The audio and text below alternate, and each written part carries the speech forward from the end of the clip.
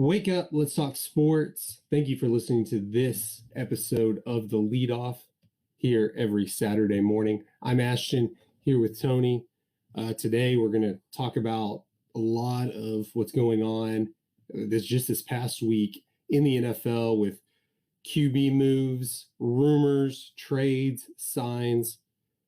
But first, we're going to talk about a little bit of Final Four or a little bit of college basketball tournament. I'll give my some of my groupings and what I think is going to go in the tournament. We won't get a lot into it this week because obviously Selection Sunday's tomorrow, and next week we're going to talk a lot about our brackets. And then later on, Tony's going to have the thread. Go ahead and tell us what we're going to talk about. We're going to talk about Nike and some comments Marcus Stroman had about Nike, comparing Kyrie and John Morant and their Nike shoe deals and some of their off the court, on the court controversy. So we'll get to that later. First, like I said, let's jump into college basketball. I'm not going to get too much into the details because, like I said, this weekend, most of your sports watching is going to be the ins and outs, X's and O's of who's going to make it, who's not going to make it. So I'll just throw some teams out there. And Tony, if you have any opinions, if you think I'm crazy, go ahead and throw that out there. I grouped this up, and most of them for coincidental reasons. I have 4 teams for all but one. But I have the first 4 out. I have my top seeds. I have teams that can make a run. I have mid-level spoilers, and then I have pretenders. So while Tony's over there preparing for the thread, we got some great stuff for you on that too. I'll go ahead and Tony will chime in on what he might agree with or disagree with. And comment, feel free to comment and tell me how stupid or genius my picks are.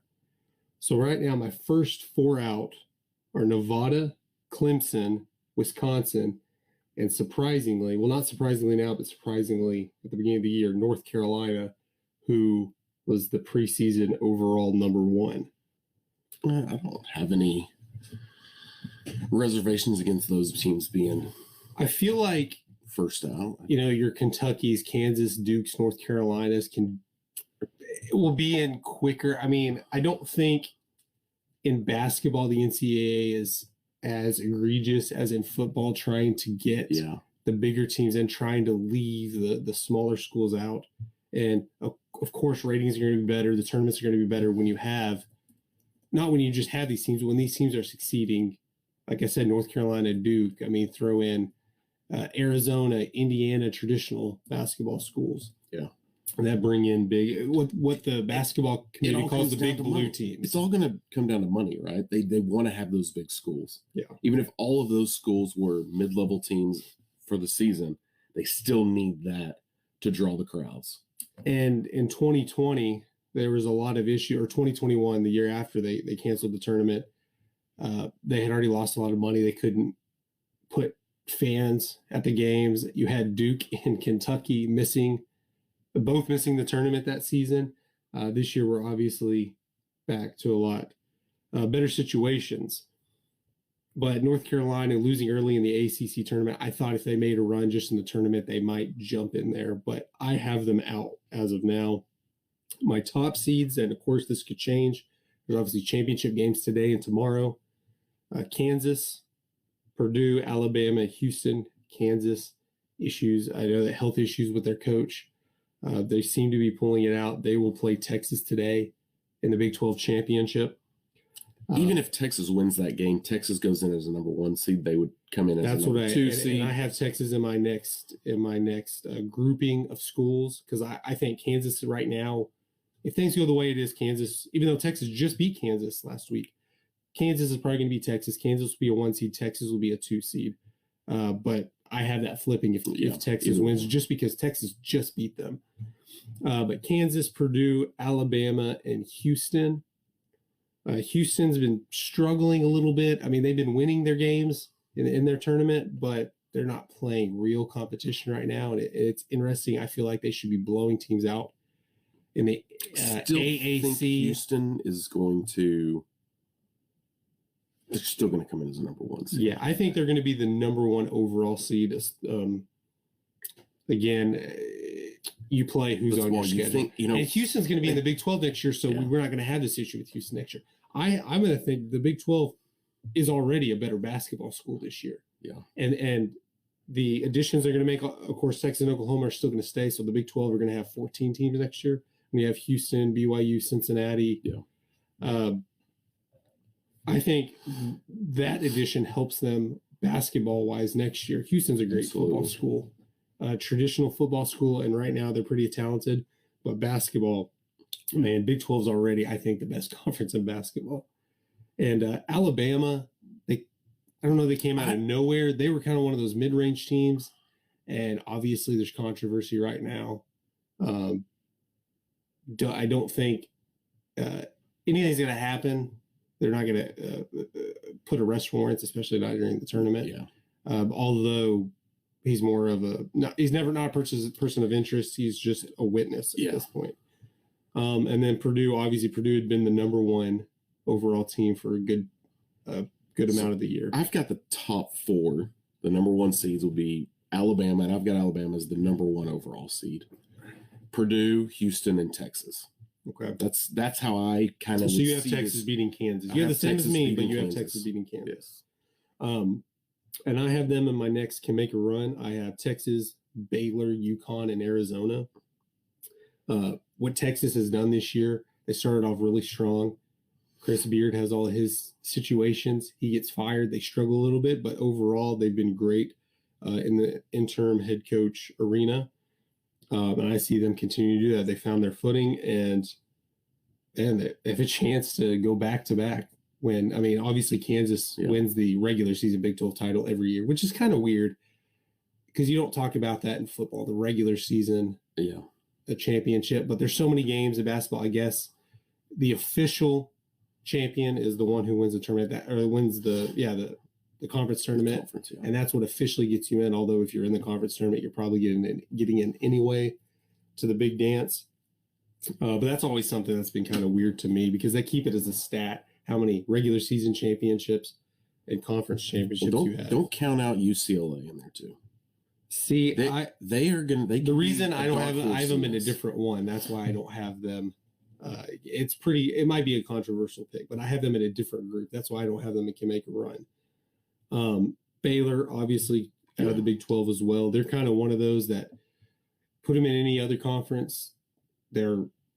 Traditionally, they're a good basketball team. Yeah. And for a long time, it was Kansas, Baylor. Mm-hmm. And then a lot of mid-level schools that were or mid-level talents that were upsetting. And I think Baylor's an elite team. They're just stuck in a really good conference right now. And then UConn is starting to get back from where they were in the early 2000s.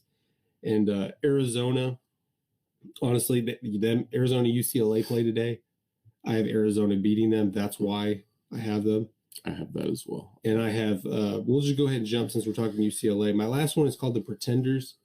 I'm not trying to throw shade at these. That's just the best word I can think of high-ranking teams that I don't think are going to make a big run. Obviously have a chance to make the Final Four. They're not Cinderella teams, but I have UCLA and Gonzaga. Gonzaga started off slow. They've gotten a lot better, and a lot of people have them in their Final Four, but I have UCLA and Gonzaga possibly not making the Elite Eight.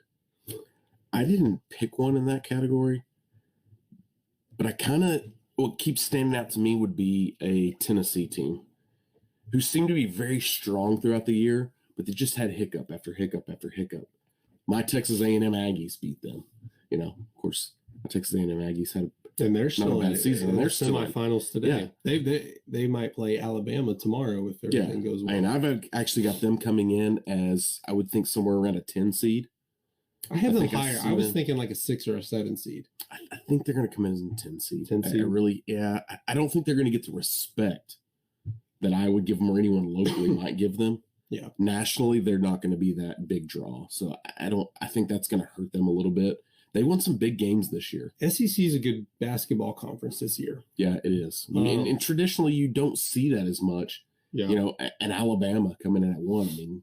Alabama had good teams, but not this elite level. Now, whether Alabama can push all the way through and make it to the Final Four, I'm not sure. We'll get into that next week, but Yeah. of who we think can make to the Final Four. But it's going to be interesting. It's definitely shaken up this year from past years, from what I can tell. And going back to Tennessee, they didn't make any of my lists.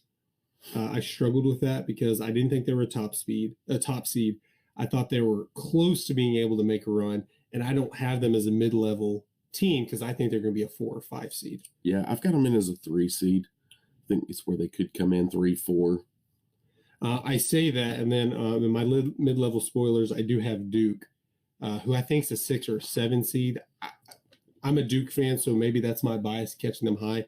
They're a very young team. Obviously, John Shire, first time trying to take over for Mike Krzyzewski. He did really good this year, I think. I mean, obviously, it was down from last year, but again, they have a young team, and they were undefeated at home, which is something to say. Yeah, I think they could make a run, or not at the Final Four, but I think it wouldn't be a big surprise they upset a couple teams and made it into Elite Eight.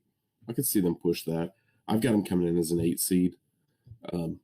I think you're right. They're one of those teams I think that could absolutely could make a push and play upset. You know, I don't know if they have enough around them. They've got a young team. They've got a lot of freshmen they're relying on minutes. I think after this year, man, they could be someone to be reckoned with in the future. And you could talk about experience. Shire was a player for Duke, won a championship. Obviously, a lot of tournament experience as an assistant coach for the last 7 or 8 years under Coach K. Another mid-level spoiler I have is Memphis. Memphis has kind of always been, we think, on the precipice of being not an elite team in basketball, but they're kind of there. They're that wild card. Yeah. They've made a couple of runs, obviously, with Rose back in the day. Kentucky, I have up there. They could be mid-level spoilers. That's mostly John Calipari experience. He knows how to play in the tournament. I think they're going to put them in a favorable seed than probably their talent level shows. So they're going to probably play some mid-level teams that may not have that experience. And then NC State, I just think they look like a team that, depending on the matchup, I wouldn't be surprised. I've looked at some mock brackets, if that's even the correct term. Yeah. Where sometimes they're being put in to a favorable matchup where they could make it to the Sweet 16, Elite 8. And then we already went over the pretenders. Any honorable mentions we want to throw in there? We talked about Tennessee not making any of my lists. I like Texas A&M. I think I don't know. I want to say that they can make a run, but they've played a lot of competition this year. So, like I said, putting them in the right. It all matters what regional brackets they're put in. You know, if Texas and Kansas are a 1-2 and they're put in the same bracket, it's hard to pick which one are going to go to the Final Four. Yeah. If you're putting, let me just throw out here, if Kansas loses and you have Texas, Kansas, and you put like a UConn at a number 3, a Duke at a 4 seed, that's going to be a really hard bracket. It's all about where you put them. Like I said, we'll talk next week about where we have our brackets. This time next week, we'll be going into round 2. We'll talk about how we did in the first round on our brackets. But a lot of exciting stuff coming up. Any final thoughts on any college basketball? No, I think it's going to be a fun ride. Get ready for March Madness. Speaking of fun rides, it was an interesting week in the NFL just in terms of QB moves and rumors. What got it kicked off is really Derek Carr to the Saints, which in and of itself is not that big. That surprising. Derek Carr is a great quarterback, probably a top 10 in the right system, and the Saints need a quarterback. They have a good team around them. But what makes this interesting is the Raiders asked Derek Carr if they could trade him to the Saints because obviously he had a no trade clause. Mm-hmm. He said no, and then he signs with them anyways. Yeah, a big FU middle finger, which for some reason I got a lot of flack on Facebook. I wasn't saying like, hey, he screwed the Raiders. I'm a Raiders fan or anything. I was just saying that was funny. Chaos. I understand. The Raiders threw a middle finger in his face first, benching him early in the season, doing a lot of things that they wouldn't have to pay him money. Yeah. And then they go and ask him, hey, can you accept this trade? which personally I wouldn't do as a quarterback. No, just why? like the Russell Wilson thing. Yeah. Not that he accepted the trade per se, the front office did, but you're throwing Russell Wilson in a situation where the Broncos can't help him with first round picks. They got rid of all of them. Yeah. And then you're signing him to a big contract he can't sign. So why would Derek Carr think, even if he knew he was going to the Saints, like, why not just go sign with the Raiders Saints? Why take away picks to help me? To help his own team. Exactly. You're exactly right there. This couldn't have happened to any better team. I mean, the Raiders were an atrocious team this season. They make unbelievable. I mean, the move for name slipping my mind. The Packers receiver, Devontae Adams. Sorry, Devontae Adams. I mean, that wasn't a need that they needed. I mean, they knew they were going to have turmoil with their quarterback. They were hoping to bring in this big talent, and it was just going to fix everything. Derek Carr is a great guy, an off the field guy. He's a franchise quarterback that you want to be the face of your team because he's such a great guy. Yeah. You know, that's the Raider. And really, he didn't fit the mold for the Raiders. Yeah. He didn't fit what they want for a quarterback. You know, so what direction do they go now? Yeah. How's this going to affect Devontae Adams? He's good friends with Derek Carr. They went to college together at Fresno State. Excuse me. He might want out of there depending on what they do at quarterback. Yeah. Derek Carr is one of those not quite a bus driver quarterback. He's closer to elite than that. I put him in the same range as Dak Prescott, where he's not an elite quarterback, but with the right team around him, can make. Yeah, he's good enough.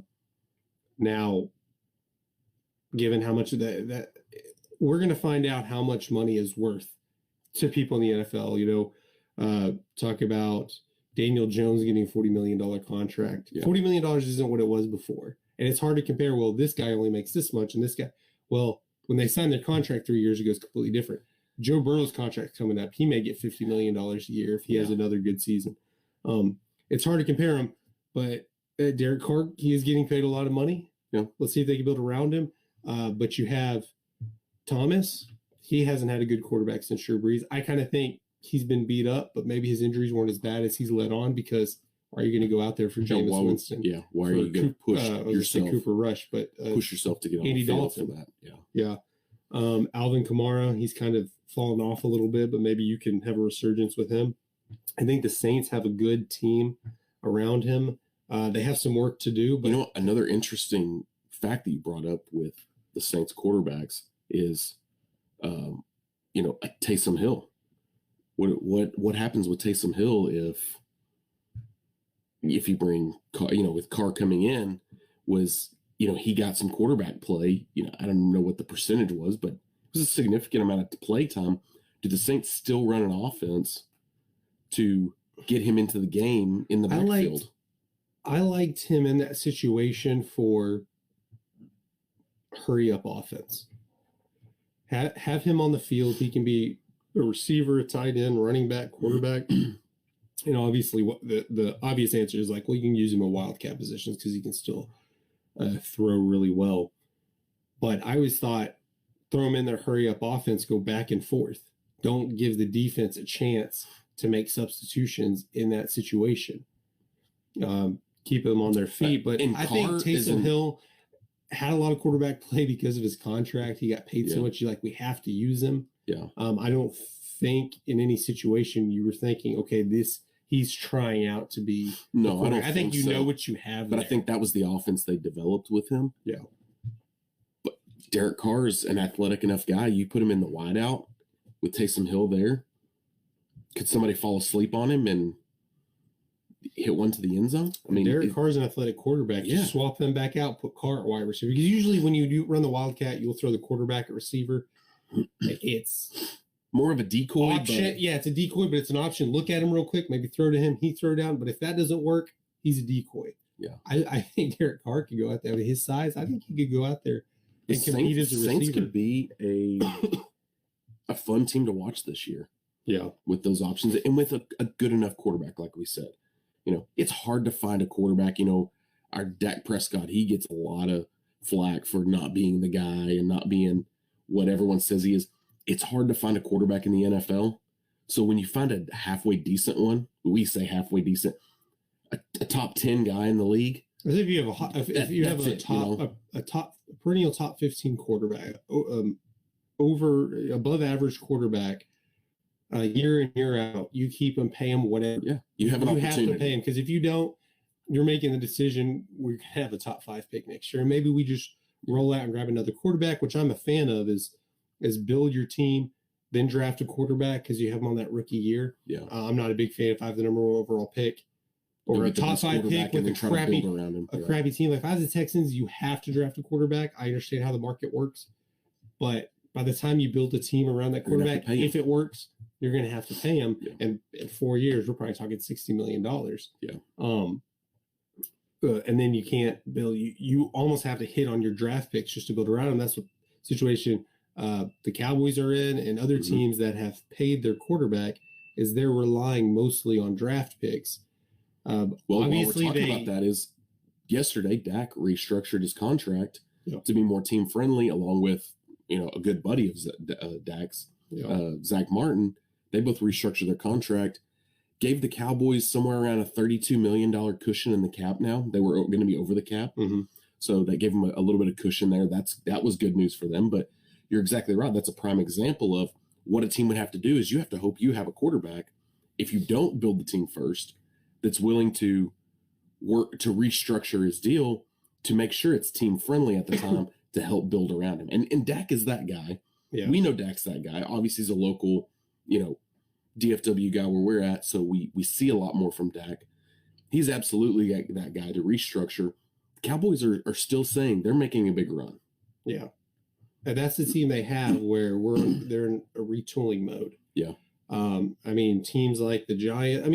When you say they have available cap, it can kind of be misleading since you're thinking, okay, we're going after DeAndre Hopkins, or the Cowboys are going after DeAndre Hopkins or something like that. Well, a lot of it is we have to re-sign CeeDee Lamb next year. Yeah. And they have to make cap room. It's not all about we're spending $32 million this year. Right. The same with the Giants. After last season, a lot of fans were saying, we have all this cap room. Like, well, you have to sign Daniel Jones or let him go. Yeah. Barkley, you have to sign him or let him go. And that's going to take a big chunk of the cap room. Yeah. It's a little misleading about the cap. Speaking of the cap, somebody who takes a lot of the cap up, Aaron Rodgers with the Green Bay Packers, and it's looking more likely he's not going to return next year. That's what we said last year, though. So I think it'd be the most Aaron Rodgers thing to back out and go back to Green Bay and just take his paycheck, a $50 million cap hit. And excuse me. But it looks like he might be going to New York to play for the Jets. That's been heating up. I think it's a good fit for him. Yeah, I think it is a good fit. I think a good fit for a franchise quarterback in Green Bay who disappointed, only winning 1 Super Bowl, to get traded to New York. And a guy that, as much as he would say he doesn't like the spotlight, loves the spotlight. We're talking about controversy for Aaron Rodgers. You know what? Maybe that's what happens when you go to Green Bay, is you become that. That's. I think so. Jordan Love in 15 years is going to get traded to the Jets. No, I think it's a good fit for Aaron Rodgers. Green Bay has been one of those weird teams. The whole thing. Mike Holmgren. I'm sorry. Our current Cowboys coach. Oh, McCarthy. That was a weird scenario when he left. He won them a Super Bowl. Things worked fine. He was a great coach for them. Why separate like they did? It's in. Maybe we look at this and we think, oh, this is just Aaron Rodgers. Maybe it's more of a Green Bay thing than it was. Green Bay is a weird team where you have a big following, but you can even say with the Cowboys, most of their fans are outside of the DFW area. Yeah. But DFW area has 8 million. Dallas has 8 million people. Yeah. In the regional area. Green Bay has a couple 100,000. Yeah. I don't know if you want to combine Milwaukee with that, but Milwaukee's pretty far away. But you do have Milwaukee fans for Green Bay. But it's weird because it's a small market. Yeah. But they don't think of the Packers as a small market team because they have such a huge fan base. And you have the pressure. I don't really want to compare it to New York, but you have the pressure there because Green Bay has such a rich history. Yeah. Even though, like I said, you've had 2 Hall of Fame, maybe top 10 quarterbacks of all time. since the early to mid 90s, and you've won 2 Super Bowls. Mm-hmm. You've only won 1 Super Bowl each with them. And Aaron Rodgers, that may be the biggest disappointment of his career going so far, is he's been to 1 Super Bowl. He's played in 1 Super Bowl, and you're comparing him with Tom Brady. You're comparing with the greats. Yeah. And he hadn't had a lot of receiver help outside of Devontae Adams.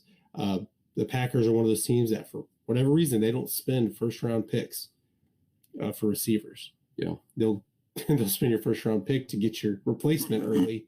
Aaron Rodgers to Brett Favre, Jordan Love to Aaron Rodgers.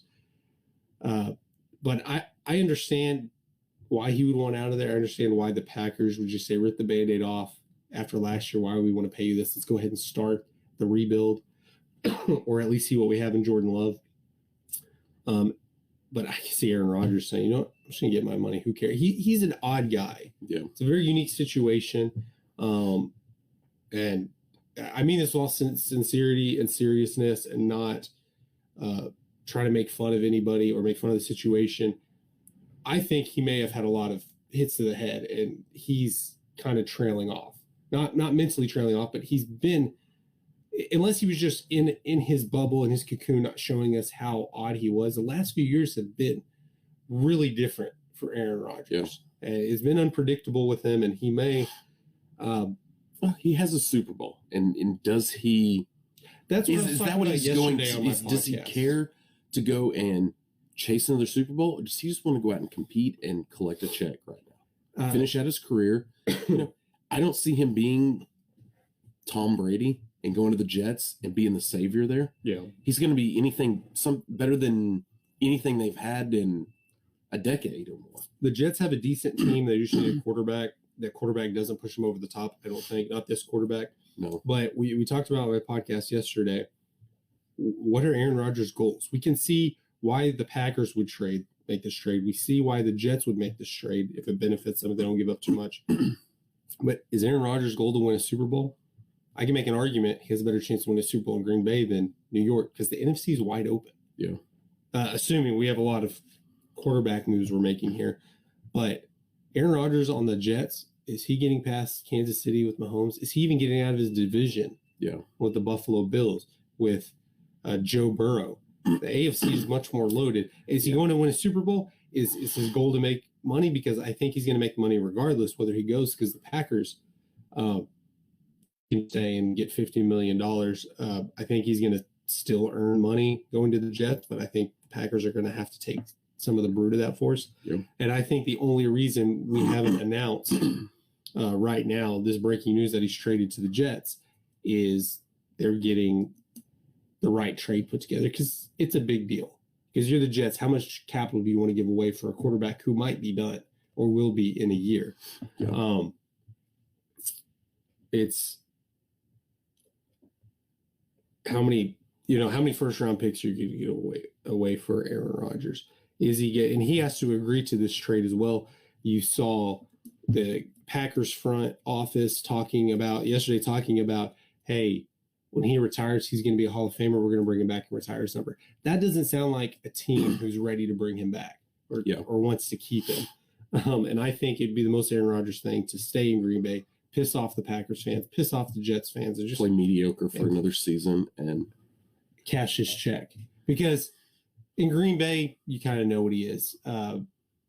He plays decent. He's just adding on to his stats for the Hall of Fame. Green Bay fans are the only ones that are holding him to a standard of, hey, what is a championship? You move to New York, you have New York fans to deal with. Obviously, it's more of a Giants town than a Jets town, but there's plenty of Jets fans. You're in the New York media, and everybody in the media outside of New York is saying, okay, Aaron Rodgers needs to do something.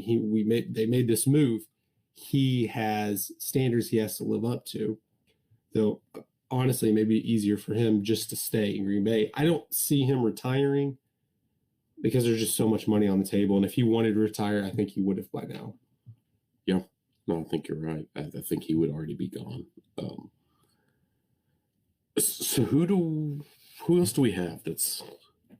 Well, I want to talk about still in the quarterback realm of the Bears trade the number 1 overall pick to the Panthers, which is a big surprise. I don't think a lot of people had the Panthers on the radar to make that trade. They clearly need a quarterback. But it was odd. They swapped their pick with them, the 9th overall pick. They swapped the 61st pick this year, a 2024 first round pick, a 2025 second round pick, and oddly enough, their number 1 receiver, DJ Moore. Do they want to draft a quarterback in that position? I know there's rumors they might flip that pick. I'm not sure. I think they might be holding the Texans hostage to make this trade, because the Bears, what are the Bears going to do? Yeah. I think the Bears are satisfied with Justin Fields. The Texans know you're not going to draft a quarterback. The Panthers could very well. They could say, okay, we'd like to trade out of this pick, but we'll take Bryce Young. Yeah. What difference does it make? They need a quarterback anyways. Mm-hmm. And I think they're a little better put together team than the Texans anyways. Yeah, I think so. That one kind of came as a surprise to me that they would give up so much, especially if you're looking to trade out of that pick. Mm-hmm. But yeah, I don't know, man. That was a weird one to give up so much. Regardless, I think the number 1 overall pick is going to be a quarterback. Whether the Panthers make that pick or trade away, is to be seen. I knew the Bears weren't going to draft it. They already said they were going to trade out of that spot. Interesting enough for the Bears, they do get DJ Moore, but now they have the 9th pick. They're probably not getting Jalen Carter with the 9th pick. Maybe he drops because of the legal issues, but it's interesting enough that they say that's an interesting take. Jump out of Jalen Carter unless they can get him at 9th. That could be the case. You think he could fall? I think he would fall. I don't think he would. Far. I don't think he's going to fall out of the top 10. 5. Probably not. I'm thinking, depending on how these work. I guess how all these trades work. Yeah, the Panthers aren't going to take him. If they keep him, whoever is the number 1 pick is going to take him. The Texans will have will take a quarterback. The Texans will have a quarterback. The Falcons might be in the mix to jump up, take a quarterback. Of course, my opinion is if you're in the top 5, you take the best available. Otherwise, you trade out of it. You know? Yeah. I wouldn't trade up to go get a quarterback because I needed a quarterback. I would make other moves. And if you're in the top 5, I think unless you have that, unless you just have a great team and all you need is a quarterback and you're going for it. Then you're going for that. But yeah, I can see Jalen Carter only dropping out of the top 5, not necessarily because of the legal issues, just because there might be 3 quarterbacks. Yeah. Bryce Young, CJ Stroud will both, I think, will go in the top 5. And then Jalen Carter, I don't see him drop it. That's a great value pick. You deal with it since the legal issues. I mean, he's probably not going to prison. They're not that bad. And then the final quarterback let's talk about is Lamar Jackson. He could be on the move. I don't think he will. The Ravens placed a non-exclusive tag on him, which is interesting because typically you don't use this tag for your franchise quarterback. Yeah. If he accepts the tag, he gets $32 million this year. But he has the opportunity to go out and negotiate with teams.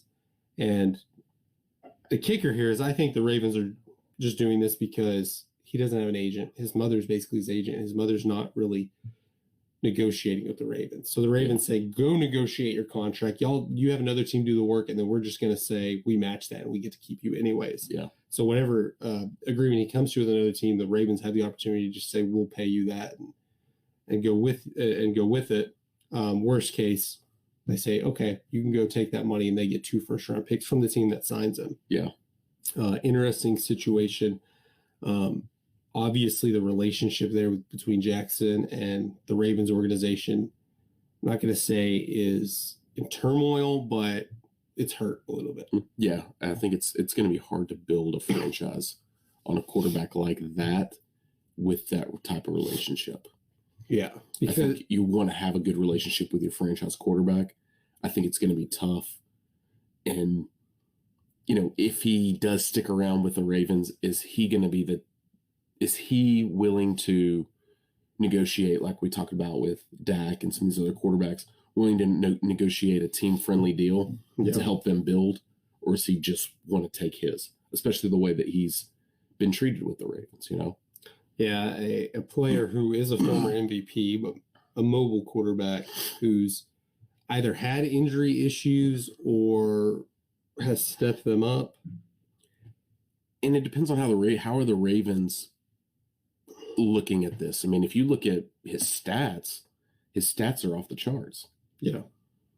I mean, that's why he wants to be paid. Look at the numbers. The numbers don't lie. Or are they looking at wins?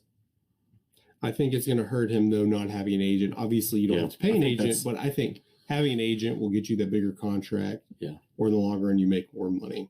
Well, let's stick with the quarterbacks. Let's just run through quickly.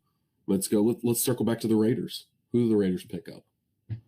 They have a need for quarterback with the availability. Where are they at in the draft? They're kind of I don't have middle of the they're kind of middle of the road. They don't. Did they go after Jimmy Garoppolo? That might be a good pick. Very similar to Carr, but not up to that level. Yeah. I think Garoppolo is going to be a good player for a team who's kind of in between quarterbacks that has a team around him.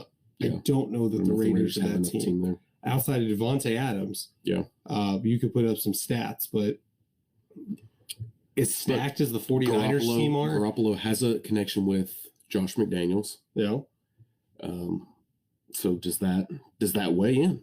It could, because I think Josh McDaniels is doing a terrible job as a coach. He's not really the GM there, but he makes a lot of the decisions. Yeah. But look at Garoppolo with the stacked 49ers teams. Yeah. And he took him as far as he could. Well, Raiders are nowhere near, though. But I mean, he took him to the Super Bowl, took him to the NFC Championship game another year. I think he's kind of maxed out. How much better of a team are you going to get outside of the quarterback position? Like, take all the quarterbacks out. I think we can agree the 49ers may be the best team in the NFL outside of your quarterback play. Yeah. And Garoppolo played with, yes, he was injured, but the years he wasn't injured, he was healthy. We saw what he could do.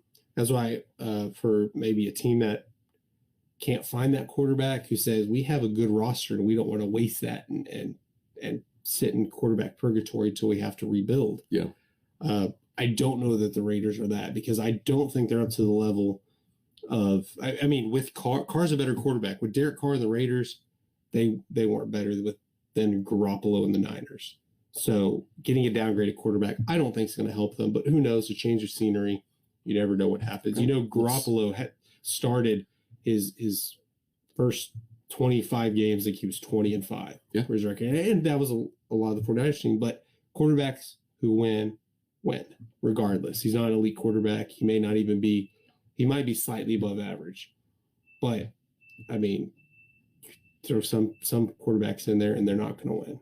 Let's go cross country to Washington. Their current quarterback will be Sam Howell. They're going to Do they feel like they win? Or what do we think about this scenario with Jameis Winston going to the Commanders? They're starting to get in the territory of the Colts, where they're, and maybe even downgrade a little bit, because Colts went Phillip Rivers, Matt Ryan, Carson Wentz. Washington obviously had Carson Wentz. Throw Jameis Winston in there, and I don't know, best case, you might get 40 touchdowns that year with 30 interceptions.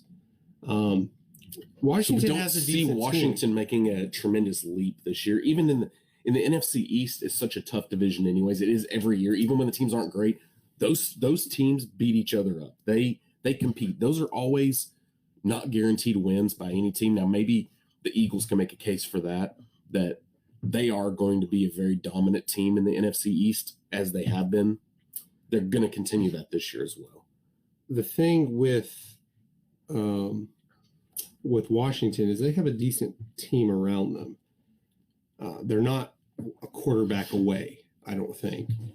Not even close to that. But you have a young team, a pretty good defense. Do you want to do that? Say, let's just roll out whatever quarterback we can and pick one up maybe next year. Let's just tank for 1 year. With the situation and selling the team, I don't think you want to do that. You want to put a team together that's a high value team. Yeah, absolutely. I thought they might be a contender for Lamar Jackson, because they don't care. Let's just pay whatever, and then I'm going to sell the team. But they've come out and said they're not interested. They're one of the teams that said they're not interested in Lamar Jackson. But then again, the Browns last year said they weren't interested in Deshaun Watson, and they went and signed him. Well, when we got Carson Wentz, you mentioned, leading the Commanders, could we see him end up in Tampa Bay as a predecessor to Tom Brady? Maybe if they can't figure out anything different, because they're not drafting a quarterback. Currently, they have Tanner McKee would be the quarterback. I don't feel like that team. They're not in a position to draft No. A decent quarterback. I mean, like if Anderson falls, maybe. I don't think he'll fall that far because they were a playoff they were a playoff team last year. Could you draft a worse quarterback than Carson Wentz? Carson Wentz now? Yeah. Maybe in the 7th round. Yeah. I don't know. And then think about the money you're paying him. I know Carson Wentz is dropping, but you're going to have to. Yeah.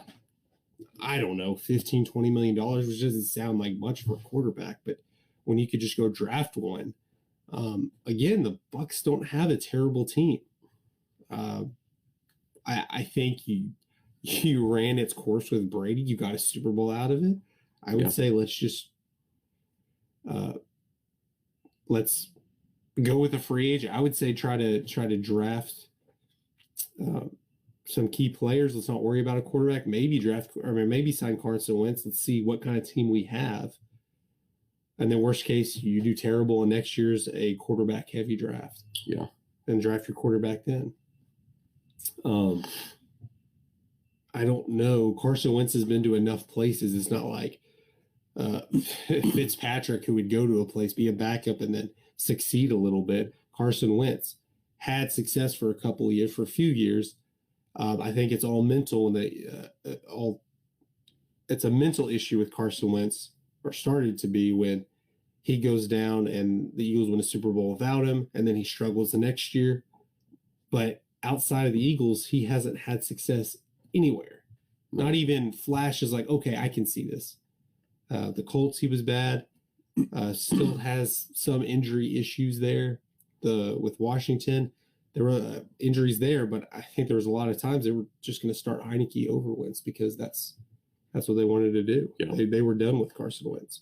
And that's bad when Washington is done with you as a quarterback because of your play, not because of controversial issues. Yeah. Because I think Carson Wentz is a great teammate to have.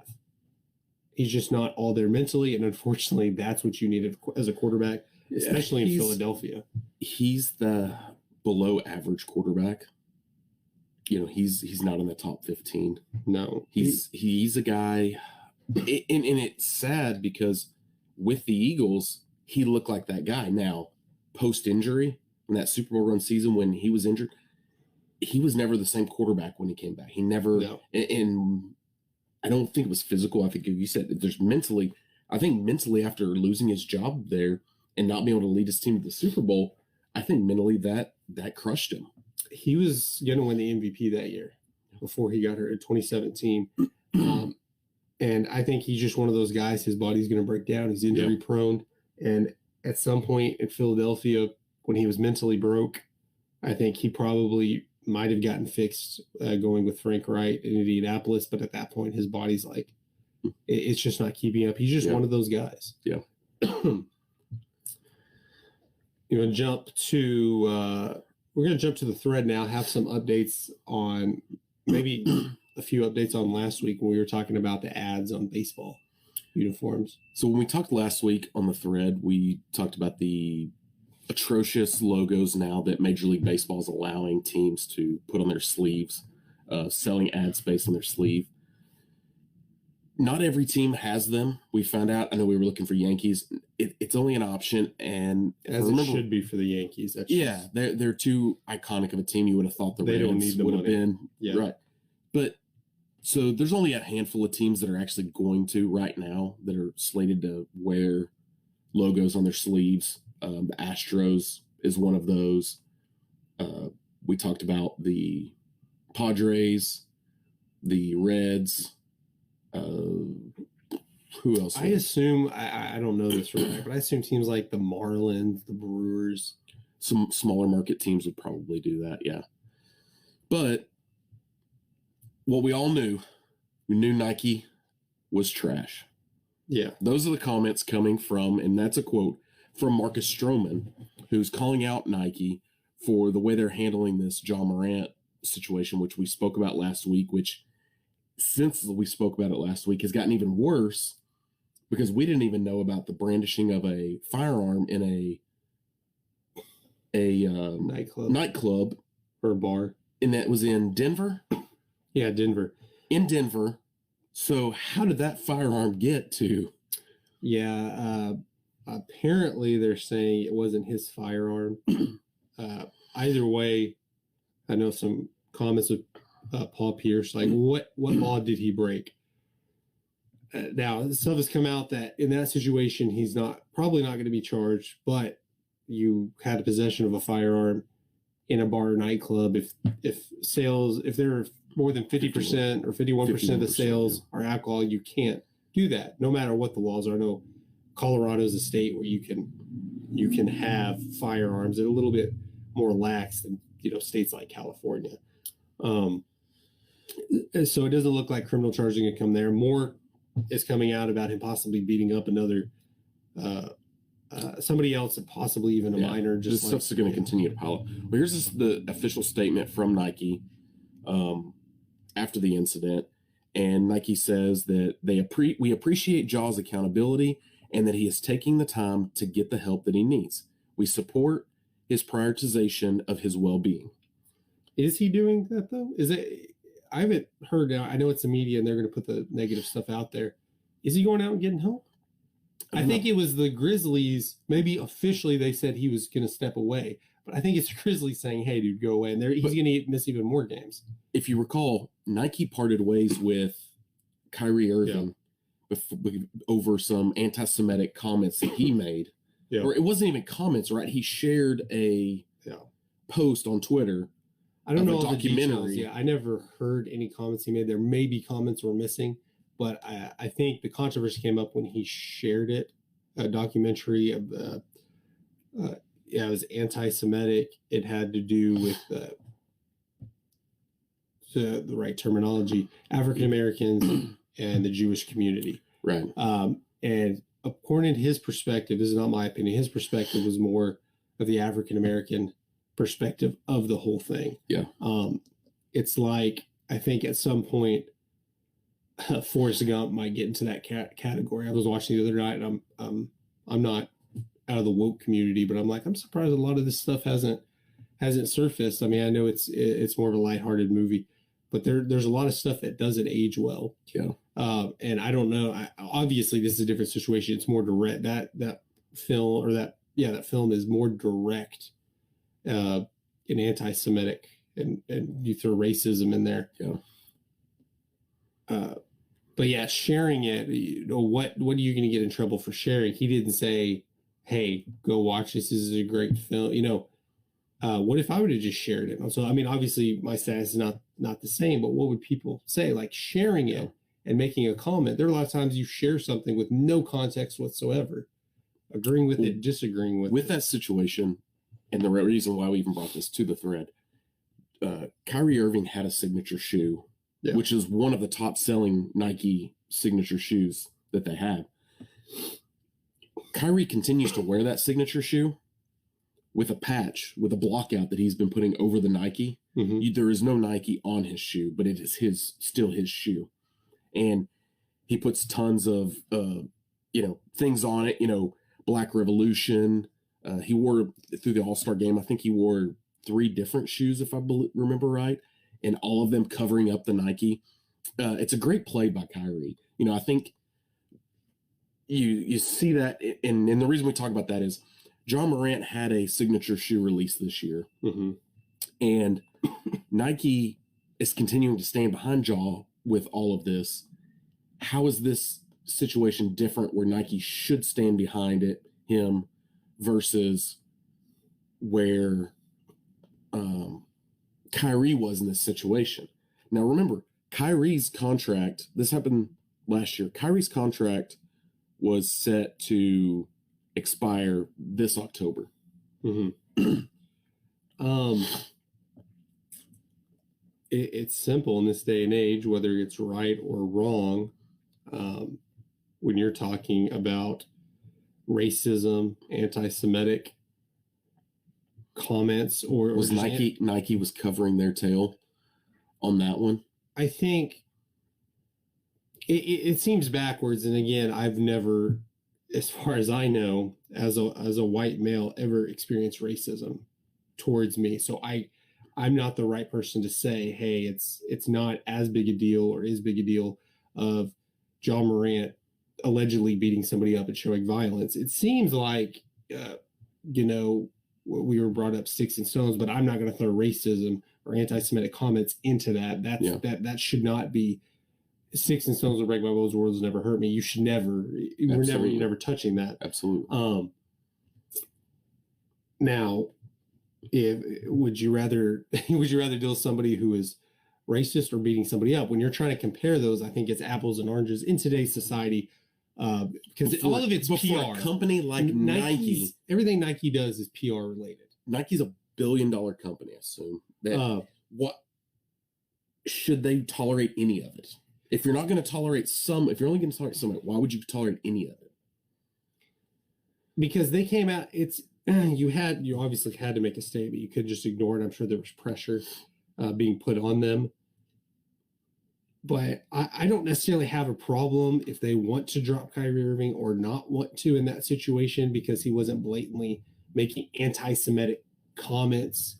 He just took a stance. Yeah, because he's kind of on there. He's an odd person. Now he did come out and apologize. He had a statement. He did. But it's that Nike didn't say, hey, we understand the allegations against John Morant. Before we make any decisions, we're going to let those play out. They came out and said, we stand behind him. Mm-hmm. I'm sure they had the lawyers put some quote in there saying, if some of these come out, we'll deal with it then, sort of thing. Yeah. But they came out and they supported him. I mean, honestly, again, I'm trying to say this in the best way possible. The lifestyles with taking pictures with guns could fit with NBA, what you could put up with in the NBA. Yeah. So honestly, I don't care one way or the other what Nike does. I'm not going to buy Nike or not buy Nike because they support John Morant or Kyrie Irving or anything like that. Yeah. I've said it on many occasions. That's a slippery slope when you're going to go through that, because you need to do research on all your companies and say, okay, well, you need to cancel Disney Plus and Apple and do all this because of things companies do. Now, it's less controversial for him to have a gun, a gun in a nightclub and have pictures. I think that more came up because of the situation with his mother at Foot Locker, Famous Foot, whatever the store was in the mall, and came up with possibly or allegedly punching a 17-year-old kid at his house last summer. I think this is like, hey, look at this. What's it with all this stuff when you're like, okay, stuff's getting out of hand. Let's keep my nose clean. And then he posts that picture. On itself, I don't think it'd have been a big story. I don't think Nike's really going to care about that. Then you talking about violence. Well, and I'm sure if he goes, if he's accused of this, gets arrested, anything, things will probably change. But Kyrie Irving's, it's kind of like we have a zero policy. It's just like bullying. There's a zero policy. Yeah. If you're going to bully somebody, we're going to treat that like you beat the crap out of them in schools. Racism, anti-Semitic comments, anything. I'm just going to say racism and lump it all together. Yeah. You can't do that. If I make a racist comment on here, I'm sure we're going to get thrown off. Depending how blatant it is. I know there's going to be less controversy. We're not as well followed as Kyrie Irving, John Morant. And rightfully so. There's no place in the world for racism or even anti-Semitism. And again, I'm fine. I'm not a big fan of cancel culture, but I'm fine when companies say, okay, you said something controversial, let's back up and reevaluate it. Mm-hmm. I believe 100% that bias and racist are two different things. Mm-hmm. You can make biased comments that you're unaware of. You weren't intentionally being racist, and like, hey, maybe that's just ignorance. That's just something you learned. It wasn't hateful. And in that sense, context very much matters. Yeah. Why Kyrie was sharing this. It was more towards African-American history in the community more than the Jewish community. Uh, in that case, I think it was in bad taste for him to share it, and he apologized for it. Yeah. But it's not like he came out and shared, Mein Kampf or something, something Hitler wrote or anything like that. That it's a little different. I think context matters.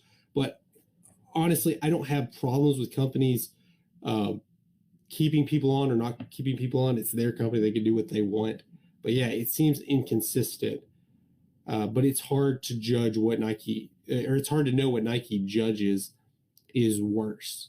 Although in this day and age, you have to say, okay, racism is worse than alleged violence, depending on what the violence. Now, Well, the violence was in today's day and age, beating we somebody know else. There wasn't gun violence involved. I don't stand behind this outlook on it. Yeah. But in today's country, there is or seems to be a gun violence problem. Yeah.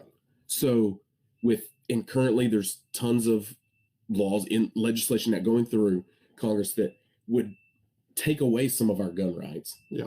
But Nike's going to stand behind a guy and say it's okay that he brandished a firearm in a public place. Mm-hmm. That's okay. But look at where we're at today. We're talking about gun violence issues as well as, but then on this hand, John Morant is in a nightclub with a firearm pulled out. There is a double standard.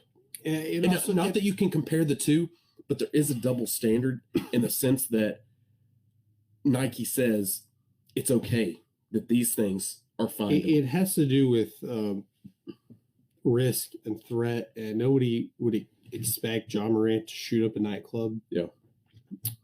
Now, if you saw the picture, and how he was handling it, we're not saying that is what we think, but you're talking about risk, though. If you saw the way John Morant was holding the gun, it's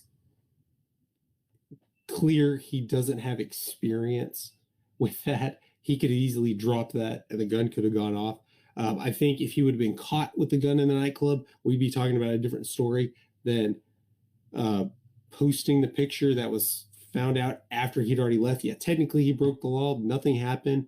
He's a high-profile player. His lawyers are going to talk to whoever, and I think that's ultimately why it's a technicality. We're not going to charge you with it. Although I think they said charges weren't expected to be placed on him, so we might still see something about it. Mm-hmm. I think he has a lot more to worry about if the other things proceed. I think there's going to be a lot of settling involved since these alleged acts of violence are in the past, and clearly the alleged victims didn't pursue this. It's going to be a situation where we write him off. He takes a little bit of a suspension. He's already missing games. Maybe he's not officially suspended, and then he comes back. And maybe that is a good look for him to voluntarily take the time off and possibly avoid a suspension. But that's what we had this week for the thread. You don't want to talk about, we're out of time. So guys, thanks for tuning in. You can see us here every Saturday morning. Just follow right down there. You see the @Morning Leadoff. Follow us on social media. Until next time, guys. Have a great Saturday.